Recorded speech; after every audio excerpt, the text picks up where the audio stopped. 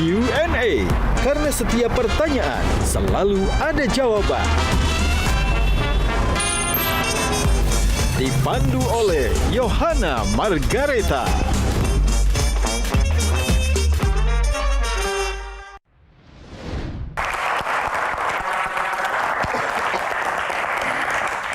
Pemirsa, selamat malam. Pemirsa Q&A, ada sebuah pepatah lama yang mengatakan bahwa birokrasi adalah tempat di mana ide-ide besar seringkali datang untuk mati. Benarkah demikian?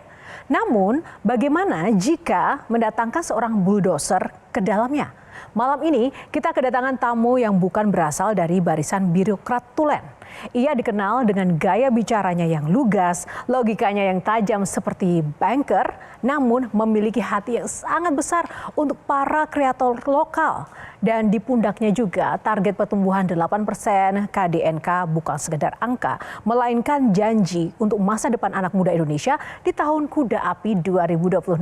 Mari langsung saja kita sambut dengan hangat Wakil Menteri Ekonomi Kreatif sekaligus Ketua Panitia Nasional Festival Harmoni Imlek Nusantara 2026, Ibu Airin Umar. Berikan tepuk tangan ya Ibu Maria.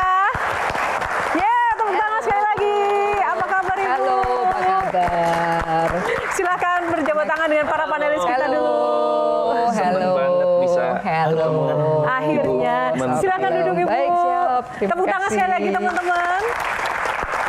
Nah, sebelum kita akan berbincang dan ngobrol langsung dengan Sri Kandi kita pada malam hari ini, kita saksikan dulu tayangan yang satu ini. Dari banker internasional jadi bulldozer di birokrasi. Kenalan yuk sama Airin Umar, wamen ekonomi kreatif kita. Jangan kaget, jiwa bisnisnya udah ada dari kelas 5 SD.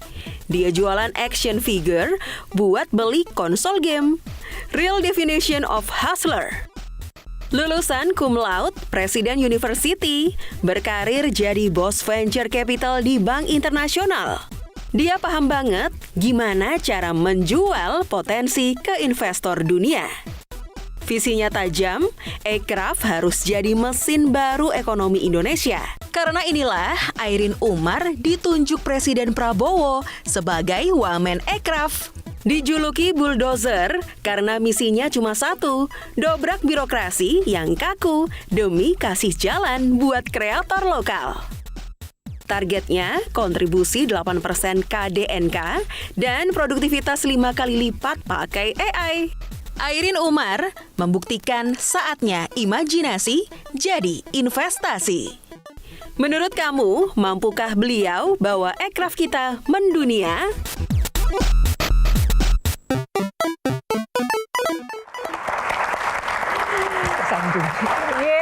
Itu tadi bintang tamu kita. Tapi selain bintang tamu, saya juga tidak sendiri karena ditemani oleh 3 panelis yang luar biasa malam ini di edisi spesial. Kali ini ada Coach Tom, tepuk tangannya. Kak Melani Subono, thank you Kak. Dan Wen Anali, Ge Pamungkas. Kenapa sih kok mau menerima jabatan sebagai Wakil Menteri Ekraf? Bukannya lebih enak jadi banker dan gamer? Kalau dilihat sih setiap hidup itu pasti ada enaknya, ada enggak enaknya kan. Jadi pada saat ditawarin ini tantangan aja sih. You only live once, right? Jadi gitu. Might as well coba. Tanpa pikir panjang? Pikir less than a minute kira-kira. Apa? Dari satu less than 1 minute itu apa yang sempat terpikirkan? Aku cuma tutup mata, meditate sih ya. Quick once, minta arahan dari yang di atas, lampu hijau atau lampu merah. Dikasih lampu hijau ya udah jalan. Setelah dijalani begitu, ada nggak yang relate dengan pengalaman menjadi banker dan juga ketika menjadi gamer gitu? Kalau di bankers compliance, kalau dari gaming itu iya, if you fail you just restart kan. Jadi keep trying gitu, cobain terus. Tapi kalau misalnya kita ngeliat birokrasi sama perbankan itu sangat mirip, apalagi international bank. Yang paling mirip bagian mana? Compliance. Karena saya dari segi product side ya dan segi client side ya. Jadi setiap apapun juga yang kita usulkan itu pasti ada compliance checklist yang panjang banget. Itu kan birokrasi sebenarnya. Dan ada tujuannya juga untuk check and balances. Jadi pas saya ngeliat itu, aku ngerti sih kenapa harus begini. Jadi sekarang satu kata untuk menggambarkan pekerjaan sebagai wamen Ekraf. Banyak PR. Banyak PR. Oke, tepuk tangan semangat dulu buat Ibu Iren ya. Sebelum ke panelis Ini ada syarat untuk Q&A yang harus dijawab cepat. Saya ada beberapa pertanyaan. Bu, jawab saja. Ada pilihan ini ya. Banker atau pejabat publik? Banker. Oh, catat panelis, catat ya. Harus ditanyain. Produk lokal tapi mahal atau produk impor tapi murah? Produk lokal tapi mahal. One Piece atau Naruto? One Piece. Meeting di kantor atau belusukan ke komunitas? Belusukan komunitas. Oke. Kawan atau lawan? Kawan. Kopi atau jamu saat lembur? Jamu. IP lokal paling potensial, game, film, atau kuliner? Game. Game. Oke. Catat. Lebih takut dikritik netizen atau anggaran dipotong? Netizen. Satu kata untuk birokrasi Indonesia saat ini. Wow. Tolong. Ini bisa dua nih. Tolong ya, tolong. Oke, Ini dicatat. bisa dua. Tahun 2045, Indonesia jadi penonton atau pemain utama dunia? Pemain utama. Oke. Tadi banker. Banker. Lebih milih jadi banker ketimbang jadi pejabat publik. Takutnya nih kalau misalnya orang-orang dengar, aku manggilnya Kak aja, boleh nggak sih? Yes please. Ada Terima kayak akrab kasih. banget di sini. Kita Yes akrabnya di please. sini. Udah ada vibing-nya kan? Iya, ada vibing. Apalagi pas games kan? Iya benar. Tapi pas pilih One Piece sama Naruto, kita di situ berseberangan Kak Airin. Tapi nggak apa-apa, it's okay. Tapi kenapa? Kan sekarang udah menjadi pejabat publik ini. Ya. Tapi masih milih untuk menjadi banker. Kenapa? Apakah ada sesuatu yang Sebenarnya itu bukan pejabat publik, harusnya pelayan publik, bukan pejabat. Itu satu kan. Oke. Kedua, kalau ditanya the difference between a banker sama menjadi pelayan publik, consideration saya as a banker itu lebih dikit gitu loh. Kalau sekarang harus mikirnya banyak sekali, 360 degrees kan. Dan tentu dari segi beban juga pasti lebih besar. Karena apapun juga keputusan yang kita ambil, itu impact-nya ke 280 juta orang dan beyond. Sedangkan as a banker, kita mikirnya adalah inovasi dan teknologi, inovasi, teknologi, inovasi, teknologi, inovasi, teknologi. Menyesal nggak dengan keputusan yang ada, dengan tanggung jawab yang ternyata lebih besar? Enggak sih, karena setiap segala sesuatu yang aku percaya gini, apapun juga yang dilemparkan ke aku dari yang di atas oleh yang di atas ya, itu merupakan satu berkah gitu loh. Jadi aku ini lagi kayak kita main game, hidup itu kayak main game kan. Kita itu lagi, aku berasa aku lagi di satu level di mana aku disuruh belajar sesuatu dan do I learn a lot? I do. Dan sepertinya masih banyak lagi lesson yang bisa dipelajarin. Tapi aku nggak tahu apa, ya udah jalanin aja. Oke. Kamel? Aku tadi bilang I adore her so much karena dia tipe orang yang kalau aku nonton dia bisa kasih penjelasan yang sangat enak, sangat bagus. Komprehensif ya? Iya, tanpa without making me feel stupid gitu. Tapi saya mau kembali ke pertanyaan tadi. Tadi pasti tanya satu kata buat mindset birokrasi sekarang, wow, katanya gitu kan. Do you believe mindset birokrasi itu nantinya bisa dirubah menjadi sesuatu yang lebih cak-cak, lebih apa ya, your way? Karena kan untuk bergerak harus cepat bareng. Tapi sebelum dijawab pertanyaan Kak Mel, dijelasin dulu. Apa maksudnya wow? Iya, wow-nya tuh wow good, wow what? Wow yang what? wow kompleks gitu loh. Nggak bisa kita ngambil, it's not as simple as is it good or is it bad. Tapi wow itu ini sesuatu yang sangat kompleks banget. Pernah dengar Johari Window kan? Ya. Johari Window adalah you don't know what you don't know. Kebanyakan kalau kita ngelihat dari history ASN, lulus kuliah, lulus sekolah, langsung masuk ke dalam dunia ASN. They might not know what they don't know what's out there di luar government. Ya kan? Jadi kalau on the basis of this, ya nggak bisa disalahkan juga kan. Jadi pas saya masuk, saya ngelihat, oke, let's open this up, let's crack this up. Untuk memperkenalkan sesuatu yang baru gitu loh. Dan satu contoh deh, pas saya masuk itu kan, di kementeriannya semuanya adalah, ini gini ya, siap apa, mau siap loncat? Udah loncat coba gitu kan. Pas digituin terus, akhirnya kan meleleh kan. Setelah meleleh, baru saya sadar bahwa ini ada beberapa linggo yang sebenarnya kalau direlekskan sedikit, maka ASN kita sebenarnya banyak banget yang pintar-pintar banget loh. Dan mau benar-benar pengen berbakti buat negara gitu loh. Jadi when you put someone in a good environment, it's like a games kan. When you put someone in a right environment with the right tools, dan spend a bit more time in coaching them, they would thrive. Ini semua saya suruh untuk belajar satu bahasa tambahan.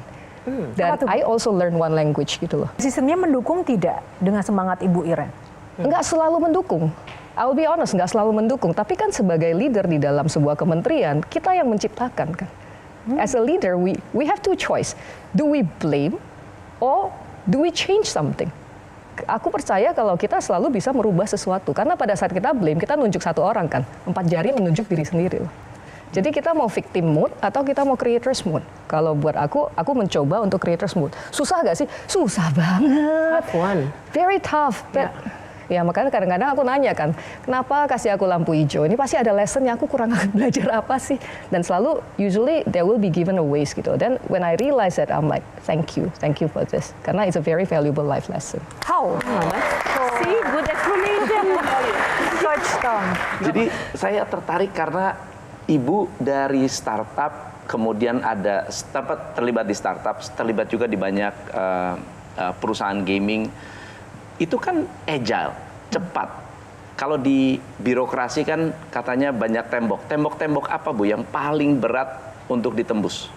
Tembok yang paling berat ya, itu peraturan-peraturan yang sudah ada sih Pak. Jadi peraturan, kalau lintas kementerian mungkin dulu saya dengar mitosnya susah ya. Tapi untungnya sekarang kan kita semua dihambalangkan gitu loh. Jadi terutama antar wamen kita sudah sangat cair. Namun kita banyak gak sih yang mau melakukan sesuatu? Banyak sekali kita mau melakukan sesuatu, tapi kita terbentur dengan peraturan-peraturan yang sudah ada. Jadi kita mau achieve ke sana, kita itu kadang ngumpul kan wamen-wamen. Guys, let's figure out a way how we can get there through this maze of peraturan yang ada. Dan I'm grateful for my fellow women sih, karena mereka beneran my biggest support system ya, especially the ladies. Pernah merasa frustasi nggak? Pernah, sering. Terus pertanyaan lagi sama yang di atas, what lesson do you want to teach me? Dan selalu adalah patience gitu loh, karena saya sadar juga ya, jadi dari birokrasi itu ada yang dibutuhkan juga gitu loh, over time ya. Contohnya apa sih? Kalau misalnya pada saat menjalankan ini, ada proses yang harus dilaluin. Karena ini stakeholdersnya banyak sekali. Mungkin saya mikirnya adalah, oke, simple aja, ngebulldoze aja ke arah sana. Tapi ada beberapa lapisan masyarakat yang mungkin saya nggak pernah berinteraksi dengan mereka, maka saya nggak tahu mereka itu pikirannya seperti apa. Salah satu proses birokrasi adalah FGD dengan semua pihak yang memakan waktu lama sekali. Tapi dari proses mendengar itu, ya saya belajar kan. Awalnya frustasi ini, aduh FGD lagi, kajian lagi. Tapi pada saat akhirnya ngelihat hasilnya, oh iya ya, I miss this gitu loh, I miss that out. Jadi bisa mengapresiasi dan menghargai, tapi at the same time juga yang nggak efisien, yuk kita coba shortcutin. Sebagai orang yang sangat tough dan juga tadi benar-benar memiliki ketangguhan dalam melaksanakan program-programnya. Aku nggak berani nonton film horor.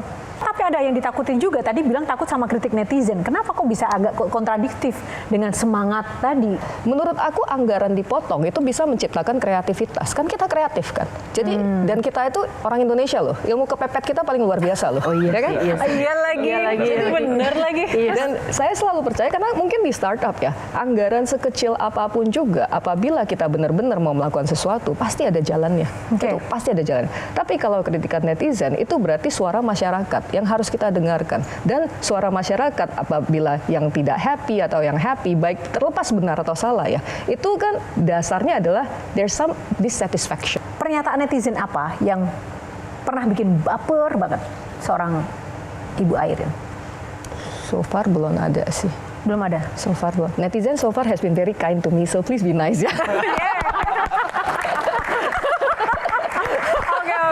Baik, penasaran kan apa saja senjata baru buat para kreator agar nggak cuma jago kandang. Sesaat lagi kita juga akan bedah lagi program Sakti Women Aircraft kita yang bakal bikin ekosistem kita makin mandiri. So, pemirsa dan netizen di rumah, tetap saksikan Q&A, kita jeda dulu. Sesaat lagi Q&A akan kembali karena setiap pertanyaan selalu ada jawaban. Ini udah rahasia umum. Oke, tadi saya nyuruh apa, Cuan? Gimana ya? Cuman ya setiap hari aku nanyain siap-siap ngapain, mau siap apa.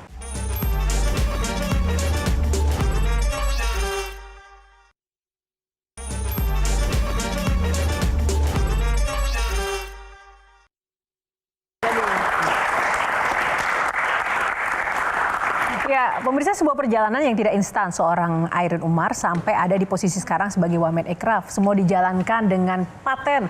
Tapi saya jadi penasaran ini, sebenarnya siapa sih sosok yang menginspirasi Ibu Airin hingga menjadi pribadi dan berada di titik sampai sekarang ini? Orang tua kali ya. Orang tua. Spesifiknya apa ya yang paling benar-benar dipegang nilainya? Kalau mama selalu mengatakan apapun yang kamu lakukan, apapun juga yang orang bilang, kamu cuma bertanggung jawab kepada isi hati kamu doang. Itu kalau dari mama kan. Kalau dari papa, nggak ada satupun juga kesulitan yang diberikan ke kamu yang tidak bisa kamu solve sebagai manusia. Karena ya yang di atas sayang sama kamu. Oke. Kami mengetahui kan dirimu itu kan dari startup dulunya kan. Ya. startup itu adalah sesuatu yang fluid, yang fast paced, yang impromptu banget begitu. Dan sekarang Kak Airin tuh berada di lingkungan yang kaku, birokrasi yang kaku. Yang kalau tadi dibilang itu kan menyuruh apa atau meminta tolong apa pasti siap. Tapi kita udah tahu nih, ini udah rahasia umum. Tadi saya nyuruh apa cuman? Gimana ya? Soalnya bisa aja mereka tuh nggak paham. Betul yang disuruh. sekali. Asal siap aja, tapi pas udah pergi pemimpinnya baru nanya, tadi Jarius ngapain nih gua nih? Kayak gitu kan. Semangat ABS tuh, asal Bapak senang. Kayak gitu. Itu menimbulkan side eyes gitu nggak sih? Menimbulkan orang-orang yang lama yang bilang, nggak gitu cara kerja di sini. Ya kayak pasti. Gitu dari awal udah Kamu tahu apa? Ya benar. Ini birokrasi nggak seperti ini, government nggak seperti itu. Aku yang oke, baik. Kalian belajar kan. Jadi by action sajalah. Contohnya dress code. Ya kan, I always wear sneakers gitu loh. Dan sampai sekarang ya tetap pakai sneakers. Saya rasa dari kita membawa diri dari ngomong ya. Jadi dari awal aku udah bilang, I don't have the cut gitu loh. I don't look like one. I don't speak like one. I don't think like one. Are you sure you want me to be in the cabinet? Kan? Jadi sebenarnya dari awal kan sudah di preempt seperti itu. Jadi pas masuk memang teman-teman masih bingung gitu loh. Timnya aku juga pasti bingung. Cuman ya setiap hari aku nanyain siap-siap ngapain, mau siap apa. Coba kalau misalnya saya suruh loncat dari sini, siap juga? Enggak kan? Udah, ayo ngomong. You have your own voice. Itu yang selalu saya katakan kepada tim saya, you have your own voice. Sekarang Ibu Airin yang bikin aku kadang tuh jump scare, ada banyak sekali sebenarnya kreator-kreator kita itu kan keren ya. Tapi kadang sering dibilang jago kandang nih, jago kandang. Tapi di satu sisi saya juga tahu untuk menjual produk mereka di luaran sana itu juga susah sekali. Nah ini seperti apa sih tantangan di balik layar yang sebenarnya? Itu ada benar ada salahnya sih mengenai jago kandang sih kan, karena kenapa? Kandangnya kita itu sudah sangat besar sekali. Jadi untuk bermain di sini saja sudah ya setiap hari jadwalnya udah full. Sebagai contoh apa sih, aku nggak bisa ngomong nama tapi ada band lah yang saya rasa sudah bisa go international, fansnya udah banyak, kenapa sih nggak mau go international ya? Jawabannya di Indonesia aja aku weekend aja susah untuk waktu dengan keluarga. Jadi kan itu bukan jago kandang, tapi pernyataan bahwa market kita itu sudah cukup besar. Nah, kalau untuk ke luar negeri, ada nggak sih yang sudah kita lakukan? Di Aircraft itu fokus saya distribusi sama marketing. Make sure kalau semua orang mendapatkan panggungnya untuk dilihat gitu loh. Kalau sudah dilihat, maka ada kemungkinan opportunity untuk dibeli akan meningkat, ya kan? Jadi tugas saya satunya adalah mendorong hal tersebut. Apa sih yang sudah kita lakukan? Tahun lalu kan kita ada di Osaka World Expo ya. Osaka World Expo kan kita exhibit dan itu satu ajang di mana semua buyer seluruh dunia ada. Tapi ngelihat dari sana aku lihat ini cuma Osaka nih. Aku pengen market Jepang. Maka dari itu aku extend sehari pas ke Tokyo kita bisa ngomong brand ke salah satu department store terbesar lah di sana kan. Di sana ya saya hand carry barang-barang Indonesia karena kan budget terbatas ya kan nggak bisa bawa semua berangkat. Ya udah kan aku punya ya luggage lah. Ya udah aku isi dengan barang-barang Indo, tak bawa. Aku bilang ini loh, this is the showcase of Indonesian products, Indonesian creatives. Would you be interested untuk bawa ini ke sana? Mereka sangat kagum banget. Kamel? Aku mau belok sedikit sih, berbicara tadi kan bicara kemajuan zaman ya, AI. Yap. Langsung iya. Ayo nih. Untuk orang yang awam, it's scary. Yes. Scary. Malah aku dalam segi musik misalnya atau dalam banyak bidang orang hati-hati jangan ini AI, ntar lo bakal keganti dia sama AI gitu. Itu very common loh. Orang berpikir itu bahwa AI itu sebenarnya sesuatu yang mengancam bukan malah mempermudah sebenarnya kerja mereka. How do you tell people about that? For me AI itu sebenarnya itu salah kita semua. Apalagi kita yang di sini. Karena pas waktu kecil, kita berharap apa? Ada orang, kita bisa memiliki ilmu menduplikasi diri. Supaya kita bisa main-main, ada yang ngerjain PR. Benar kan? Kita ada nih, banyak dari kita itu berharap kalau kita bisa menduplikasi diri supaya kita punya lebih banyak waktu lagi untuk mengerjakan sesuatu yang kita sukai. Ya kan? AI itu satu kan, makanya hati-hati, be careful what you wish for. Kedua, AI itu sebenarnya hanyalah sebuah tools. Kita itu mirip dengan peradaban di mana internet pas masuk banyak banget pro and kontra dan banyak banget yang akan di-replace, ya kan? AI juga sama nih. Kita itu sangat beruntung banget kita hidup di dua era yang berbeda. Yang berbeda di one lifetime gitu loh. Jadi lessons-nya luar biasa banget kan. Nah, AI ini sebuah tools yang form and shape-nya belum ketahuan. Namun yang pasti adalah segala sesuatu yang repetitif itu bisa di-replace oleh AI. Jadi sebagai manusia kalau kita berasa bahwa kita itu ciptaan Tuhan kan, udah pasti kan, ciptaan Tuhan dan kita punya akal sehat dan punya hati yang paling penting. Hati ini tidak bisa di-replace oleh siapapun juga. Inovasi dan kemampuan kita untuk berpikir di luar apa yang sudah ada sebelumnya, ini tidak akan bisa di-replace oleh AI. Tapi selama setiap hari kita muncul ide-ide baru dan kita bergerak terus maju, maka kalau yang mau duplicate silakan, that was yesterday. Gitu loh. Dan kita terus maju, terus melangkah terus. Buat saya ini AI itu memberikan sebuah urgency kepada kita semua untuk truly become the highest potential as a human being. Menyambung cerita di mana sekarang menciptakan segala sesuatu menjadi lebih mudah dengan AI, dengan kreasi yang sudah ada. Banyak orang yang malas bikin melaporkan ini Bu, haki. Hak intelektual, padahal penting untuk dilakukan dan bagi banyak orang rasanya ribet. Gimana tuh Bu? Kalau dari ekonomi kreatif kita ada satu direktorat yang khusus untuk membantu fasilitasi pendaftaran haki. Tapi saya mau katakan ini, haki ini sebenarnya mirip dengan tadi berhubungan dengan AI ya. Kalau kita ngelihat di dunia digital atau internet, budaya dari Indonesia itu kan milik Indonesia, ya toh. Tapi budaya Indonesia tidak terlalu banyak diupload secara recordings ke dalam digital, bentuk digitalisasi. Masih banyak ada di museum, ada di bentuk tertulis. Yang terjadi apa? Pada saat kita mengetik di sana, yang keluar adalah bukan yang budaya Indonesia. Ya kan? Ini kan sebenarnya mirip dengan hak cipta juga gitu loh. Jadi di era AI sebenarnya sekarang ini memepetkan kita untuk make sure kita mendata history kita yang kita ada. As we speak right now we are creating history kan. Ada yang nyatet nggak?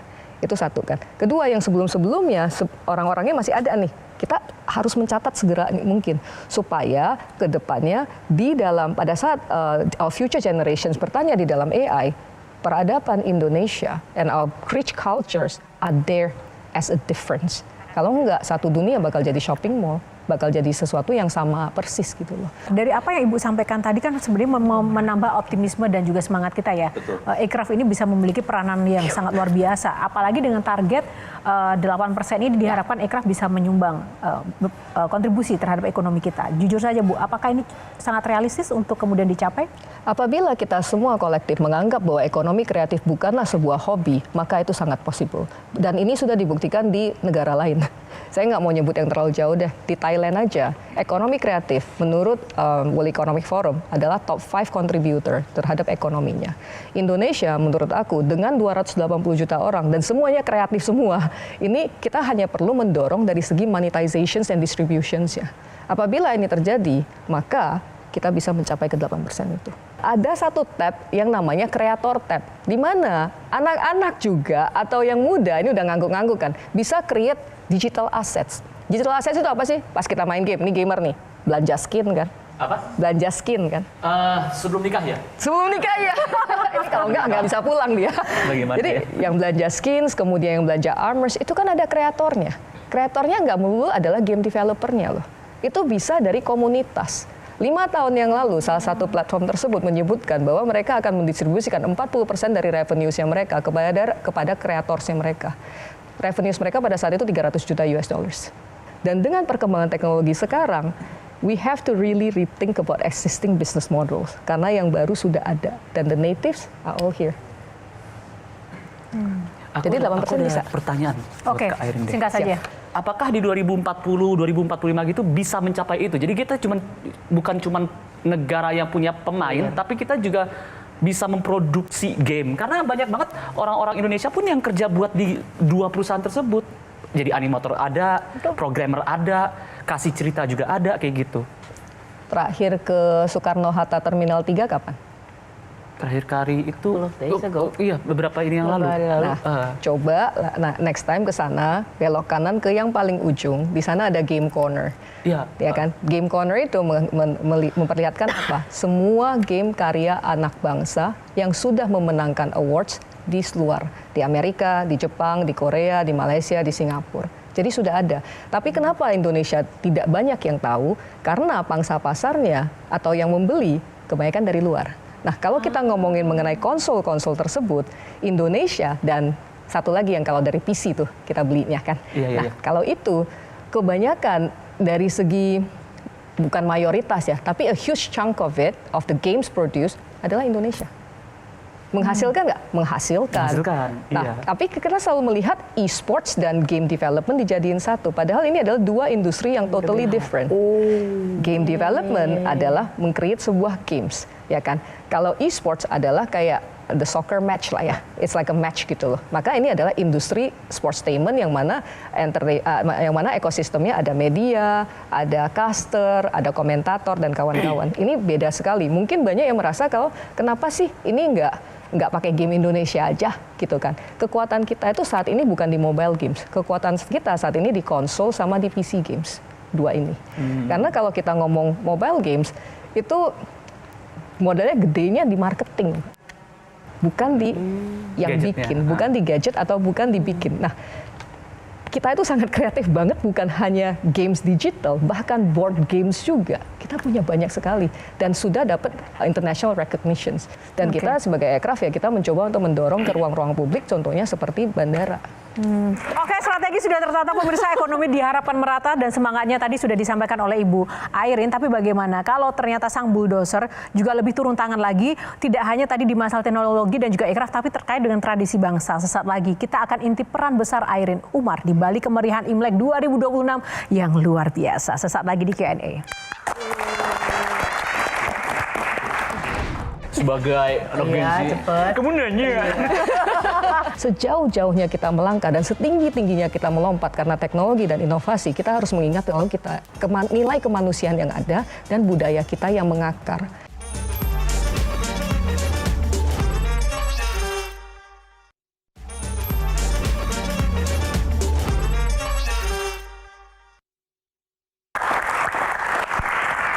Bukan sekedar perayaan tahunan, tapi panggung besar bagi industri kreatif lokal. Nah, ini kita juga akan membahas lebih jauh lagi seberapa jauh ini dan bagaimana tangan dingin seorang Airin Umar ini untuk menyulap Imlek 2026 ini menjadi yang berbeda dibandingkan tahun-tahun sebelumnya. Tema kali ini adalah Harmoni Nusantara. Apa yang membedakan dengan tradisi Imlek sebelumnya ketika sekarang sudah ada Airin Umar di situ? Airin Umarnya sih nggak ada apa-apanya sih. Tapi ini kekuatan universe. Kenapa? Karena Imlek tahun ini jatuh pada saat yang bersamaan dengan bulan Ramadan. Makanya ini udah 30 tahunan ya, kita nggak mendapatkan momen seperti ini. Dan dengan kondisi dunia yang gonjang-ganjing saat ini, kita menganggap bahwa Indonesia harus menunjukkan diri sebagai negara paling inklusif di seluruh dunia. Di mana beda ras, beda suku, beda agama bisa duduk bareng dan damai. Itulah yang harus kita push forward supaya kita tetap jadi satu. Caranya gimana sih? Maksa aja semuanya duduk bareng, buka puasa bareng, yang Imlekan sama yang Ramadanan kan tetap harus makan setelah buka puasa toh, duduk bareng ngobrol. Dan kebayang nggak sih ada di beberapa kota ya, itu lampion-lampionnya kan warna merah kayak gitu semua kan. Terus ada ketupat-ketupatnya. Nah, maka dari itu di Harmoni Imlek Nusantara kali ini yang paling penting adalah karena Imlek dirayakan setiap tahun, kita juga harus mengapresiasi kan. Sebelumnya kan setiap tahun memang kita rayakan gitu loh. Tahun ini agak spesial karena yaitu Ramadan dan Imlek barengan. Dan aku beneran pengen banget gitu karena capek banget kan dengerin perang di sana, perang di sini. Kita haruslah mengatakan bahwa guys, ini bukan soal ego ya. Jadi saya sangat berharap banget supaya kita bisa menyatu untuk bangsanya kita. Satu suara yuk gitu loh. Kita gantian, tapi kita gotong royong bareng-bareng push together. Itu yang benar-benar saya harapkan banget. Dan dari Harmoni Imlek Nusantara kali ini saya berharap bukan hanya it's beyond suku, ras dan agama. Ini cuma antar manusia kita saling mengenal gitu loh. Karena buat aku merah putih itu luar biasa banget benderanya kita, karena manusia kita dibelek mau warna apapun juga dibelek isinya merah dan putih kan, tulang sama darah gitu. That's it. Kita balik lagi deh yuk ke esensi itu supaya 280 juta orang paling aktif kita di sosmed, kita itu bisa loh merubah dunia. Apabila kita bersatu padu untuk sending the message of peace, sending the message of love gitu loh. Itu yang aku pengen. What a quote. Malam ini banyak sekali quote-quote yang benar-benar membuka mata kita sampai terkagum-kagum begitu ya. Gimana Coach? Ini berhubungan dengan kuda api nih Bu. Yes. Jadi kuda api ini ya lambangnya kan kecepatan, semangat, impulsif. Ada nggak hubungan Imlek ya kuda api dengan kebijakan dari ekonomi kreatif Indonesia? kebijakannya mungkin berdasarkan logo kali ya. Jadi logo Harmoni Imlek Nusantara itu kalau diperhatikan di mulutnya itu ada kayak buletan gitu kan. Jadi kalau kita riding a horse kan biasanya ada buletan itu. Nah itu ada maknanya tuh buat kita. Ada buletan di sana dan buletan di kaki.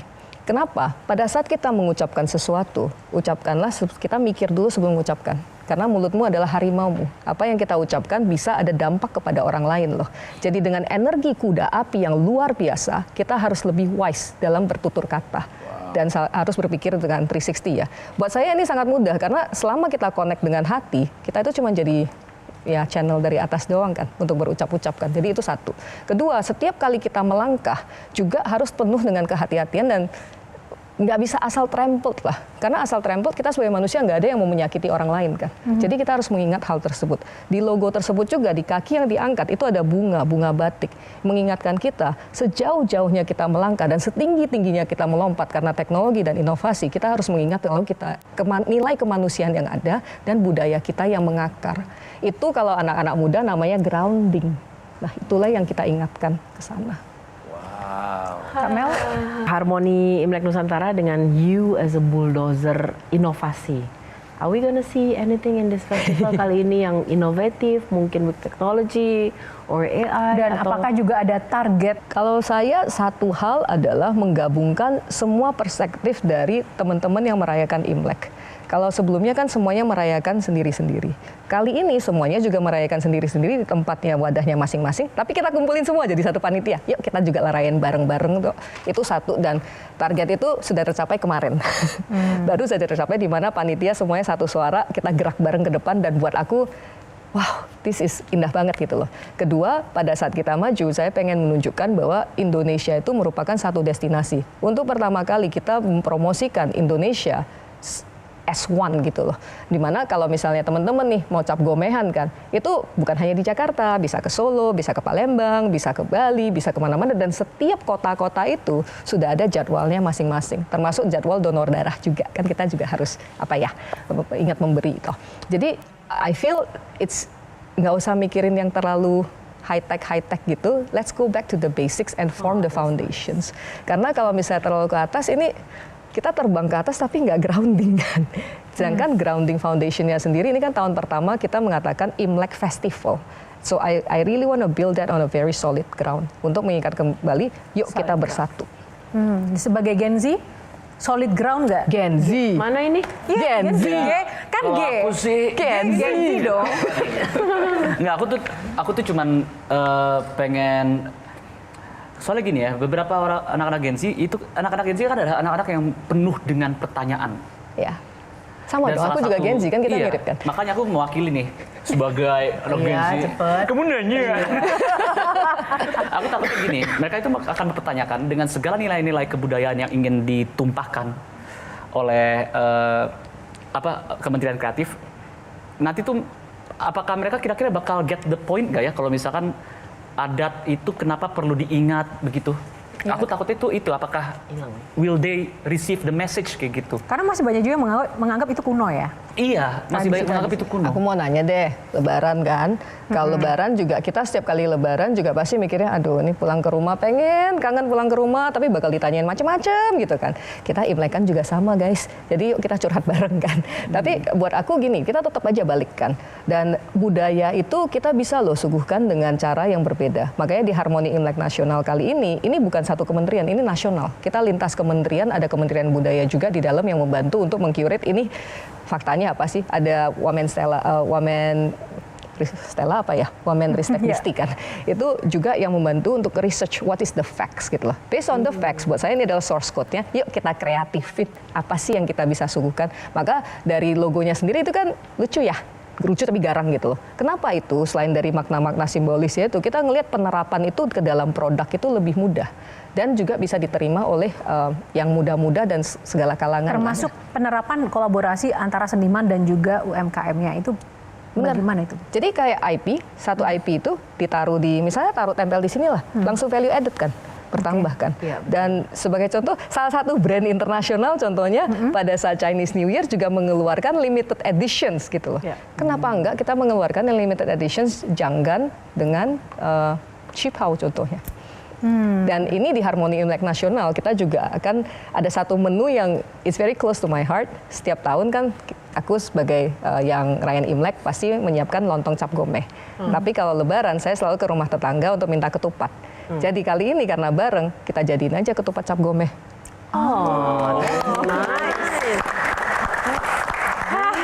Seru ya? Oke, kita masih akan lanjutkan karena intinya Imlek tahun ini bukan cuma soal merah dan emas atau kuda api aja, tapi juga soal kolaborasi yang juga lebih naik kelas. Jangan kemana-mana, tetap di Q&A kita akan bahas sesaat lagi bersama Ibu Airin Umar. Do you feel like you're walking alone? Whenever I'm stuck, I will sit down and close my eyes sebentar. Okay, let's reset. What's going on? Let's take one step back. Dan itu menurut aku sangat membantu.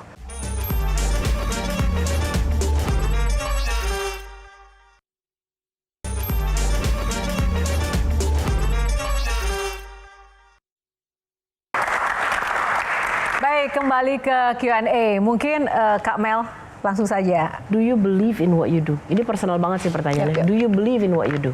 Karena bukan cuma dapat side eyes, you dobrak budaya yang udah ada puluhan tahun. Belum tentu netizen juga akan paham in everything. Do you feel like you're walking alone? Pertanyaannya dua loh ya. Berarti jadi do I feel like I'm walking alone? Or do I feel like I am walking my path? Do I feel I'm walking my path? Yes, I am. Otherwise, I wouldn't be here. Yes. Do I feel I'm walking alone? Sometimes, yes. Sebenarnya bukan hanya di posisi ini. Pas waktu kita menjadi CEO sebuah perusahaan juga, it is a very lonely journey kan. Makanya dari sana, aku menguatkan dari segi spiritualnya. What Jadi, do you do? I meditate. Jadi through meditations, through singing bowls, it helps me to align everything gitu loh. Jadi every time, whenever I'm stuck, I will sit down and close my eyes sebentar. Okay, let's reset. What's going on? Let's take one step back. Dan itu menurut aku sangat membantu. Tapi ditanya sebagai manusia, do I feel lonely? Of course I do, because sometimes people don't understand what I'm going through. Especially teman-teman yang saya kenal sebelum menjabat. Hal apa sih yang benar-benar titik balik apa yang benar-benar membuat seorang Airin ini menjadi pribadi yang sangat kuat gitu? Itu yang pertama. Yang kedua, pernah sesusah apa sih seorang Airin? Jadi dulu itu orang tua pernah menghadapi financial difficulties yang cukup susah. Di mana ada 2 kali. Pertama kali pas saya high school, tanpa sepengetahuan orang tua, karena saya dengar-dengar kayaknya di rumah agak susah nih. Jadi waktu itu saya masih sekolah di KL. I submitted a resignation letter as a high schooler ke sekolah.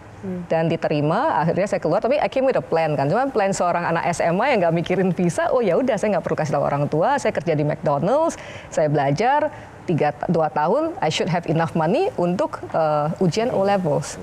Ya toh, that was my grand plan kan. Wah, happy banget tuh setelah selesai bisa membantu kan. Tapi yang di atas berkata lain. Tiba-tiba baru mau keluar, saya ditarik sama the school owners, dimarahin habis-habisan. Tapi pada akhirnya dikasih scholarship untuk terus. Jadi my parents didn't know that. Itu pertama. Kedua, jadi di sana itu saya ngerasa grateful banget that wow, they are unexpected ways ya. Dan sekolah itu nggak pernah memberikan scholarship sama sekali. Itu pertama kali kan. Dan ownernya itu ya kita semua tahu beliau pelit banget gitu loh. Tapi somehow he opened that door for me, right? And I'm forever grateful for that. Kedua, pada saat saya balik ke Indonesia, aku mau masuk ke bangku kuliah pada saat itu. Parents waktu itu lagi habis-habisnya pas saya lagi di sini kan. At that time I was doing odd jobs, belum dapat ijazah kan. I was a English teacher, math teacher, event organizing juga aku jalanin. Apalagi ya, whatever yang halal yang bisa aku jalanin, I will do it gitu loh. And I'll work very very hard for it. That was the toughest time di mana sometimes I didn't even know how to have the money for the next meal. Right, but after going through all of those and getting a scholarship in the university that I went to, I did a flashback kan. Pada 2 tahun itu waktu yang paling susah. Tapi those are the 2 years where I'm closest to my family, dan those are the 2 years where I learned and absorbed the most from both my parents in terms of life lesson. Jadi kalau sesusah itu aja bisa dilewatin, ya bring it on. Bring it on. Kenapa gitu? Menurutku tuh dari tadi kita kan bertanya-tanya kayak gitu ya. Menurutku nggak ada pertanyaan yang salah, yang ada adalah jawaban yang pintar. Menurutku itu gitu. ada 3 kata yang selalu melekat dari setiap jawaban-jawaban dari pertanyaan-pertanyaan kami. Yang pertama itu adalah detailsnya dia. Setiap pertanyaan yang kita sampaikan mengenai tentang lingkungan yang baru, Kak Airin itu menjawab dengan pertanyaan dulu. Jadi dia tuh details matter. Kalau nggak salah tuh Ralph Waldo Emerson pernah bilang, do not follow where the path may lead. Go instead where there is no path and leave a trail. Ya. Jadi ketika kamu sudah mengetahui tentang, oke, dulu aku di startup begini, ternyata berbeda sama di birokrasi ya. Kamu punya pilihan yang mudah untuk ikut dengan jalur-jalur mereka yang sudah puluhan tahun sudah dilakukan. But no, you choose the different path. Kamu milih untuk, you know what, aku bakal mencoba jalur yang lebih fleksibel deh, yang lebih sesuai dengan hatiku deh, yang demi untuk membuat lingkungan sekitar pekerjaanmu nyaman. Jadi menurutku tuh ini adalah setiap pergerakannya Kak Airin tuh ada 2 filsuf yang aku suka. Dan yang ketiga ada satu lagi yang barusan mungkin belum di-up ya. Tapi Kak Airin tuh selalu bilang, ketika dia mengalami sebuah jalan buntu atau kebingungan, selalu kan tadi kan bilang, wah Tuhan bagaimana nih, kayak gitu. Menurutku Tuhan itu selalu memberikan, ya Tuhan bekerja dengan cara misterius, Tuhan tidak pernah melepaskan pandangannya dari umat-umatnya. Jadi menurutku di hadapanku ini adalah seorang pelayan publik yang sedang jalan. Menurutnya, mungkin menurut kakak tuh jalan di path yang kakak itu bikin sendiri, tapi enggak. Kakak tuh lagi jalan di path yang sudah disiapkan Tuhan. Betul. Jadi emang ini adalah jalur Betul. Tuhan nih. Betul. Kayak gitu. Betul. Silahkan Jadi ditanggapi. congratulations ya sudah menemukan jalurnya. Oke, jadi Ji tidak bertanya ya, tapi mengungkapkan ya. Nah, silahkan menanggapi Ji, tapi ada satu juga pertanyaan terkait dengan path tadi.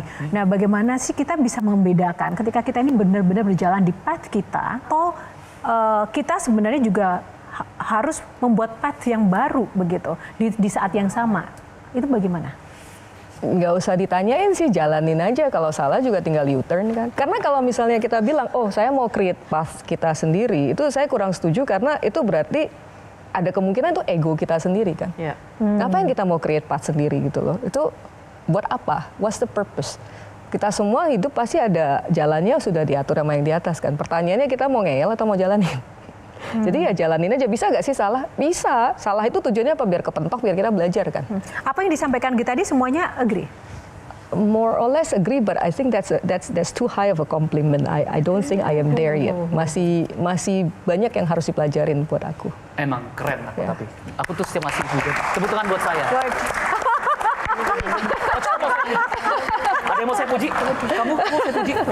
Emang saya tuh pintar. Harus manggil Kak Airin ya. Lebih dekat ya. Karena gue enak banget nih. Lu aduh kacau bener. Oke, Kak Airin, saya mau berterima kasih karena selama ini nggak pernah ada seorang menteri, wakil menteri yang bisa sedekat ini dan bisa berinteraksi, berkomunikasi selugas ini.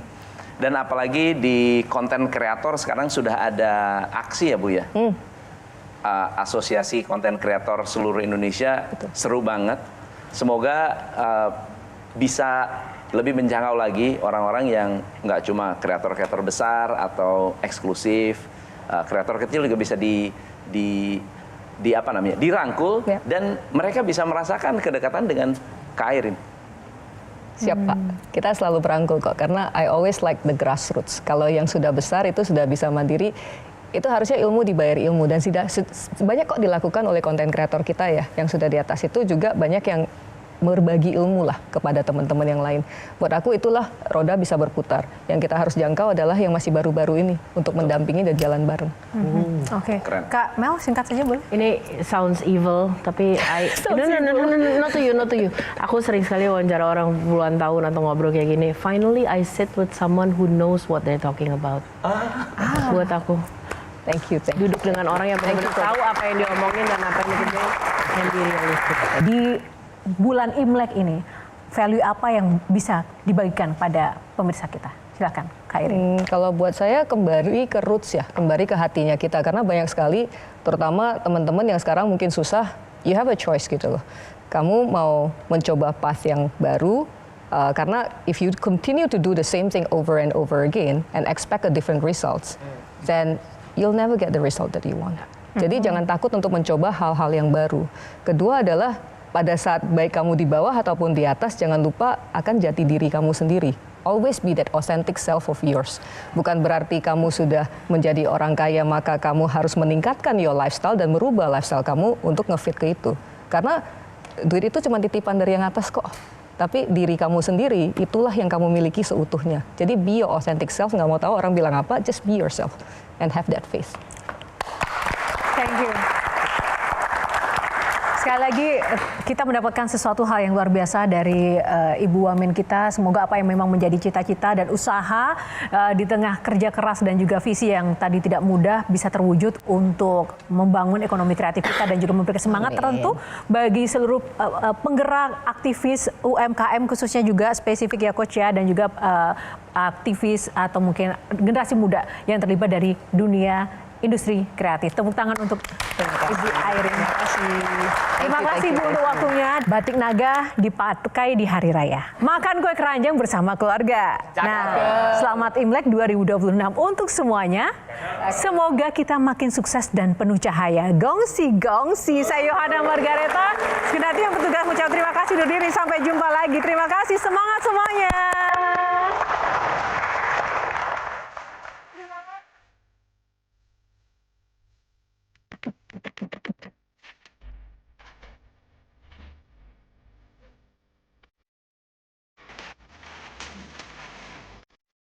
Jelajahi cara baru mendapatkan informasi. Download Metro TV Extend sekarang.